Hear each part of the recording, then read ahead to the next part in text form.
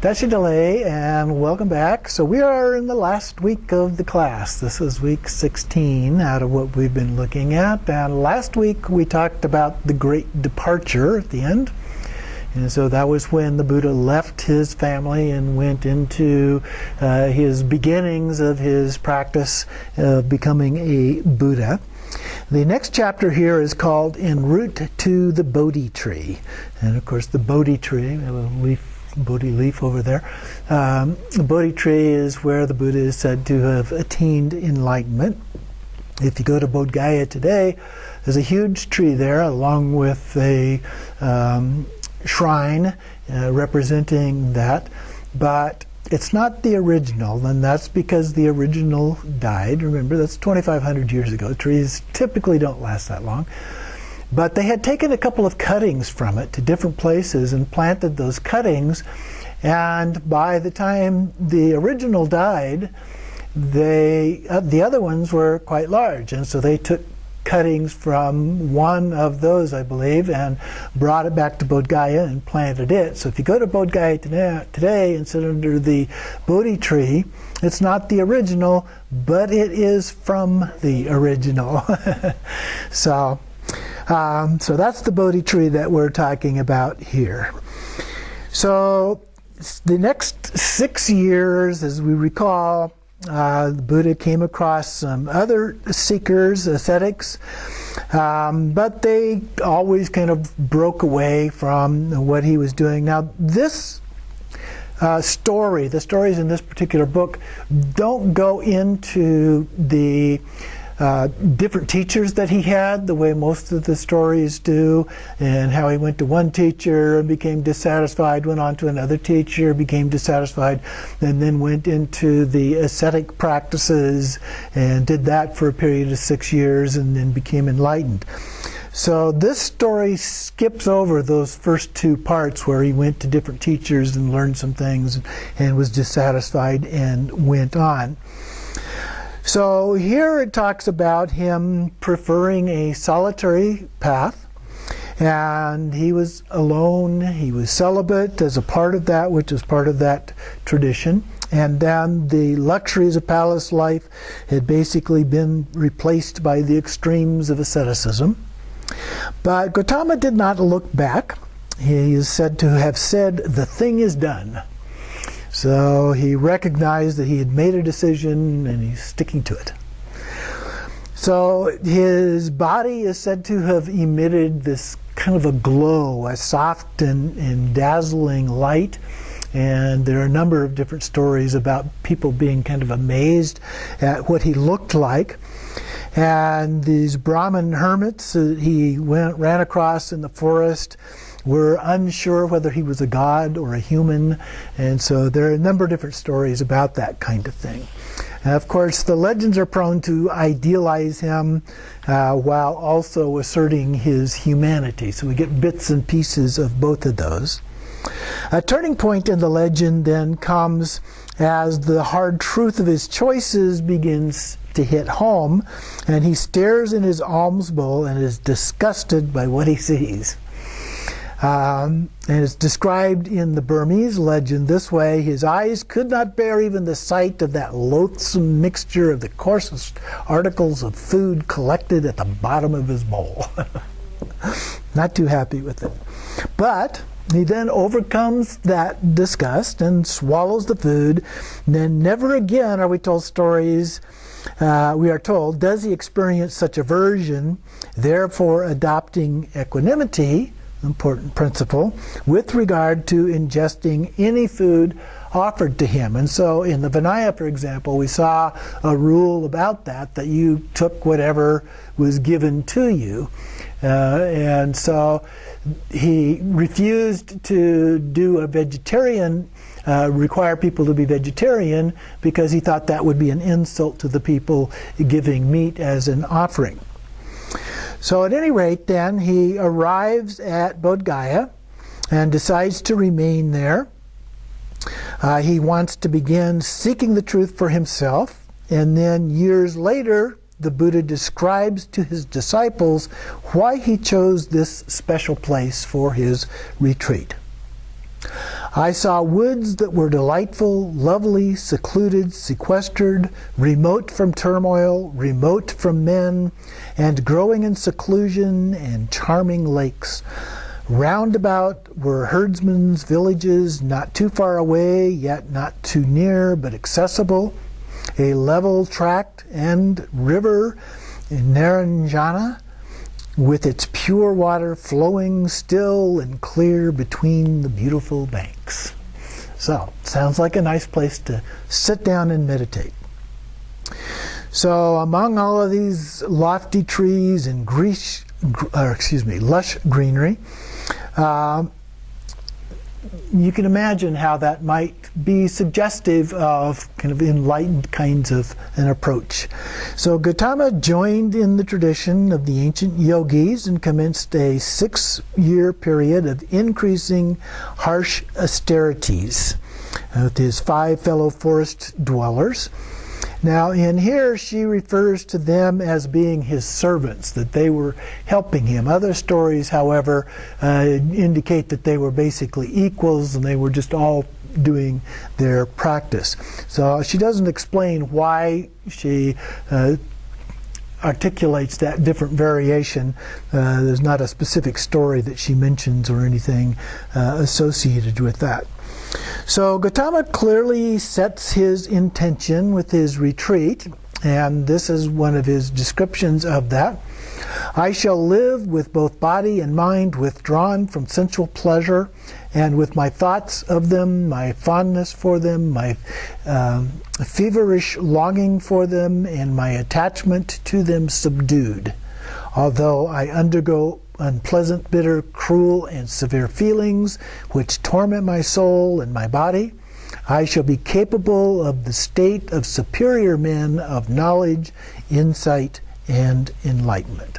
So he's setting his goal to become an enlightened being. And in these traditions, including the Vedas, but in the ascetic tradition as well, that was the goal, is to become an enlightened being. The meaning of that varied a little bit depending on the particular tradition, but that was the goal. So the stories are rather diverse and more about the changing psychological context and this mix of imagery and symbolism and so forth that we find in the various stories. So the first section here then talks specifically about the extreme austerities that he is said to have participated in. So he begins a fast with only 1 jubu fruit, which is about the size of a small date, per day. Okay, one little, imagine a date a day. And then he graduates to a grain of rice a day, to a single sesame seed, and then only if fruit falls within reach. You know, he's sitting at the tree, so fruit falls and he can reach it. And then stops eating entirely. Some stories say that it remains unmoving for the entire 6 years. Likelihood is that's a bit of an exaggeration as a part of that. So that would mean he did not defecate, urinate, spit, or blow his nose. Neither did he bend his limbs or stretch them out. He never lay down on his belly, side, or back. To me, at least, that doesn't exactly seem very realistic to be able to do that. But what does seem likely is that he became extremely emaciated. The radiance had vanished, and the Buddha later acknowledged that his body had been ruined during this time. The story goes like this. My rib cage resembled the sides of a crab, and it looked like a collapsed stable with rafters exposed on either side. My spine appeared like braided tuft of hair. My skull looked like cracked gourd. My eyeballs appeared like stars in a sunken well. I tried to stand up, but my body was so hunched over that I fell every time. When I finally managed to get up, my body, hair, its roots rotten, came out of my body. Previously, my complexion had been beautiful and smooth, but now this radiance had disappeared because of exerting myself in extreme austerities. So it gives you at least some idea of how he perceived himself. So at this point, he's pretty dangerously close to death, and the stories pretty much confirm that. And according to Pali legends, however, the gods basically force-fed him during this time to keep him from dying. There are also alternate accounts to that, both in Pali and Sanskrit, where Gautama spurns the gods' offers, and the forest goddesses offer to magically restore his strength, and he refuses them. And then some stories say that the king had been updated all along by his spies. Remember the story about the spies that he sent out to try and locate him originally and then kind of keep track of what was going on. And eventually then he recalls the experience at the rose apple tree. Here it comes again. Okay? Shuddhodana was thinking of that. So this is the view of his father rather than him. So Shuddhodana pronounces that Gautama is alive and must simply be immersed in deep concentration.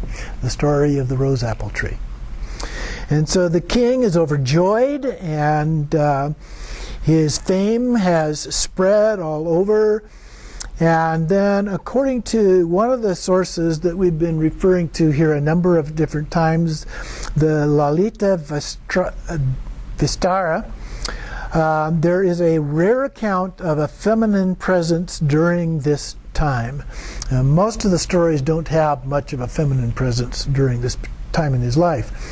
So the gods are very distressed, and they turn to Maya, his mother. His mother's in heaven at this time.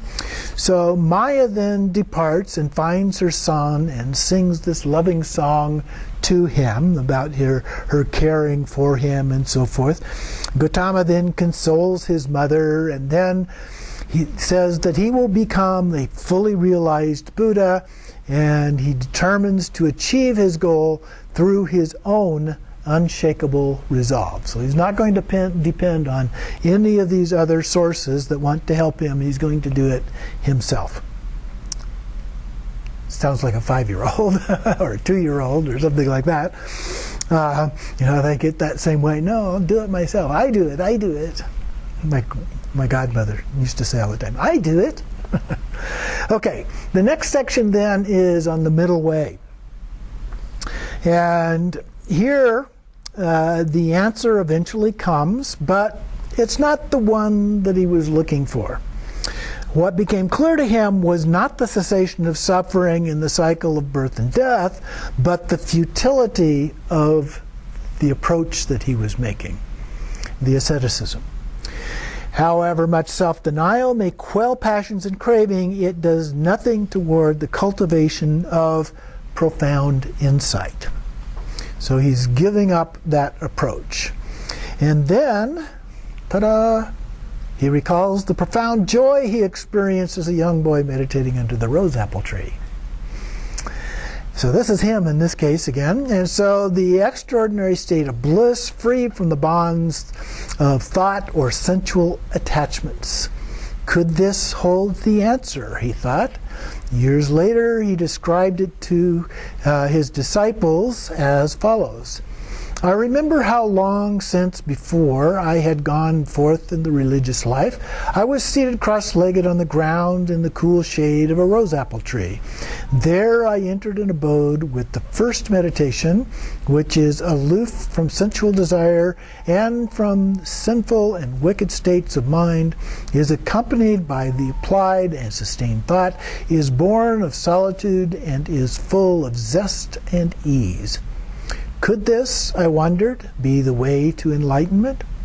And monks, while I was thus indulging in that memory, there came to me, as a result of the conviction that this was the way to enlightenment, but this way could not be one when the body was emaciated, weak, distressed, and fasting. So I said to myself, let me now then take a hearty meal of boiled rice and sweet milk. So then another analogy comes to him, and this is another story that we quite often hear, usually in the context of meditation. But here is the idea of a three-stringed guitar, or a sitar. One string, too tightly strained, gave a harsh and unpleasant sound. The second, not strained enough, had no resonance. The third, moderately stretched, gave forth the sweetest music. So the middle way. So that's an analogy that he has given a number of times for the middle way. So then at last Gautama found this middle way, which became the cornerstone of his Dharma teachings. Now it's interesting that sometimes that doesn't get as much play in the instructions as you might think that it would, considering how important it was to him as a part of his enlightenment and a key principle in what it was that he was trying to teach. So next we have some meetings with Sujata. Sujata is the woman who gave him the rice milk in one of the stories, at least. So his life had almost been entirely devoid of women, as we mentioned, since leaving home. But now Gautama turns back to moderation and continues his quest. Female figures emerge again in the stories.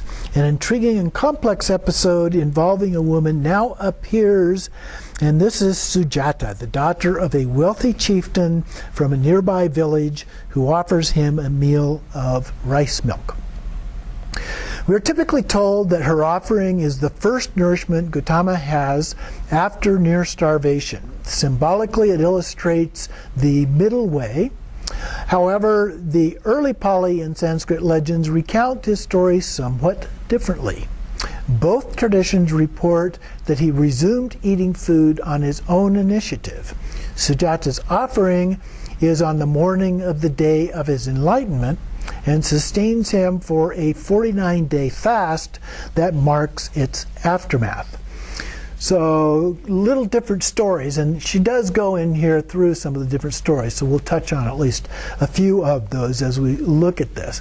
But in this particular story, he's already eating, and then she brings this as an offering to him, and then he does a 49-day fasting retreat before he goes on and teaches.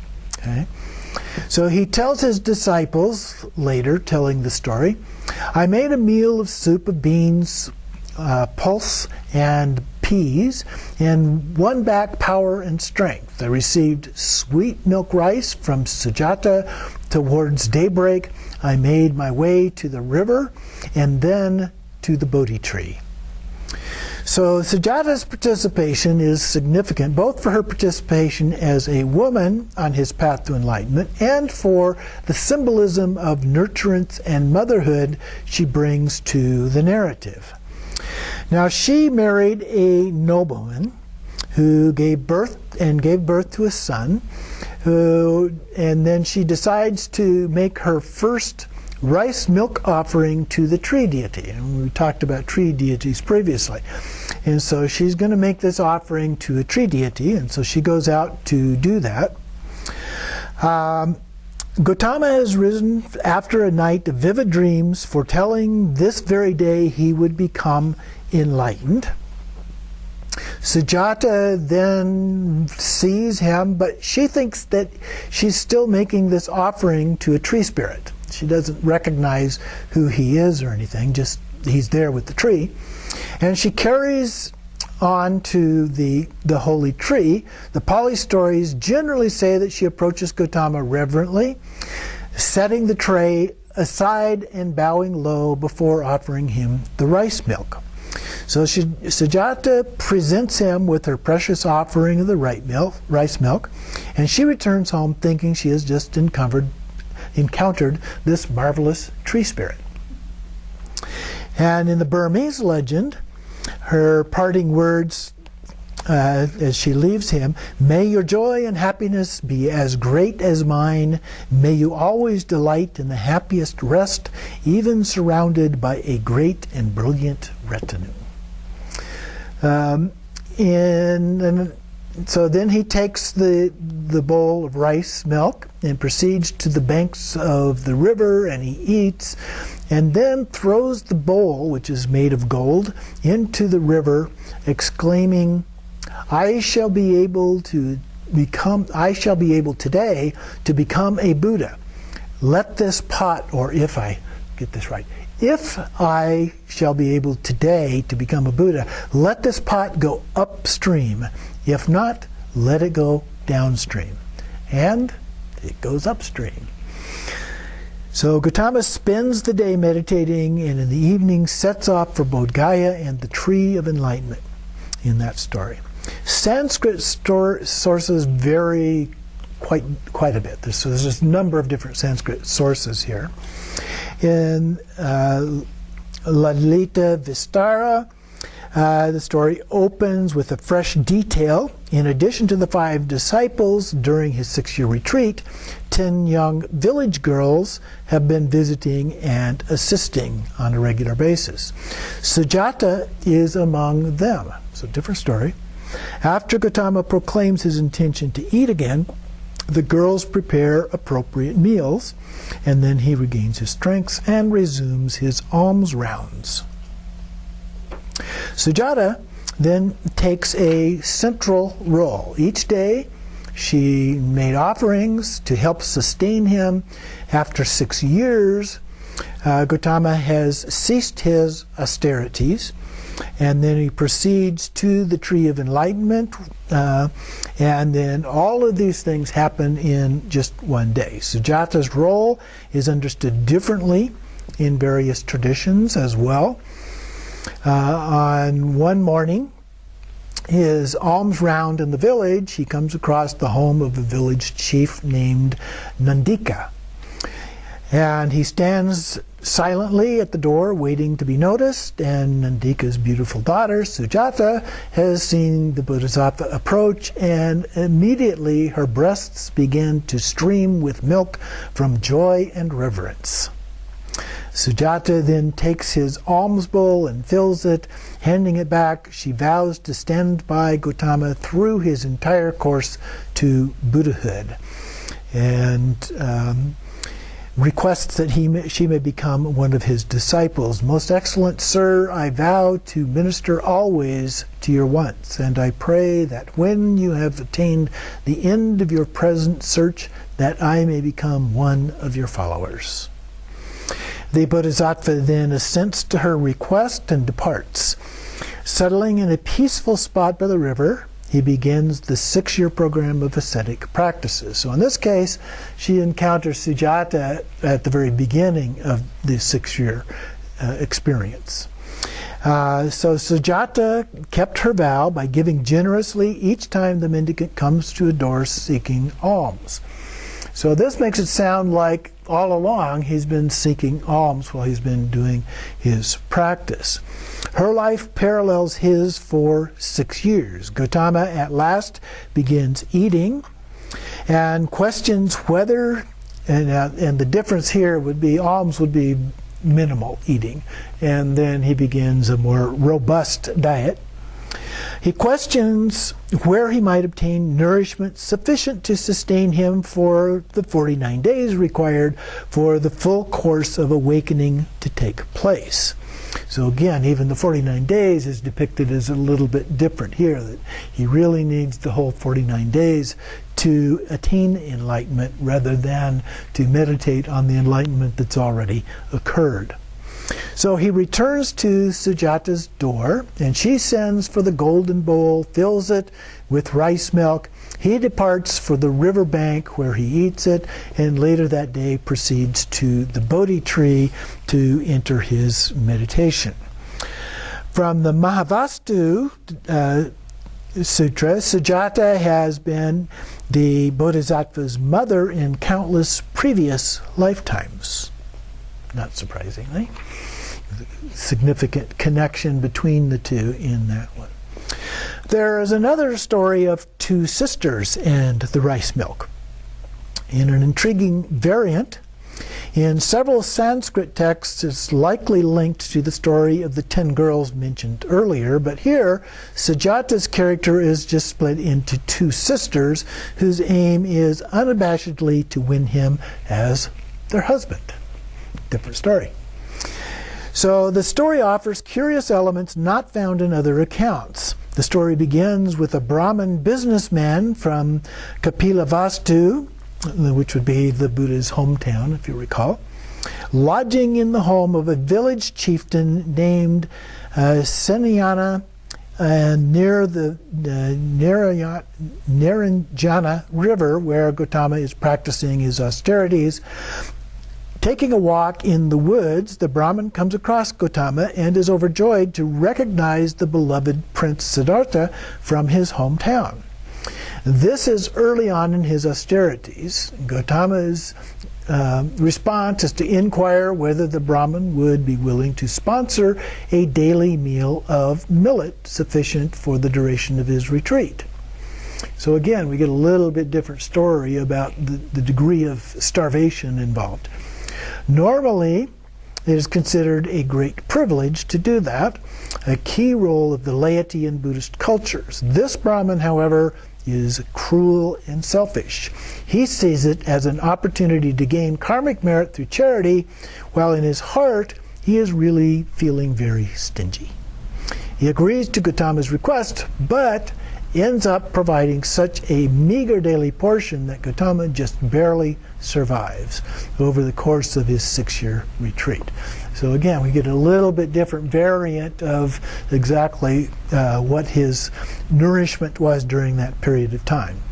Then, when Gautama eventually ends his austerities and resolves to eat again, or at least eat more, he asks the Brahmin to procure for him healthy food. And the Brahmin says he doesn't have any such thing, but delivers the message to Senayana, who prompts Nanda and Bala to make appropriate porridge. So those are the 2 girls. And so Sujata is one of those 2 girls in this story. And so their father persuades them that such a favorable offering might induce Gautama to marry them. So the girls eagerly comply and take the porridge to Gautama, and they make their offering, which he accepts and commends the girls, asks them if they would like anything from him in return. Together they proclaim their wish to marry. Gently refusing their suggestion, Gautama explains that he has given up all sense pleasures, whereupon the girls graciously wish him well.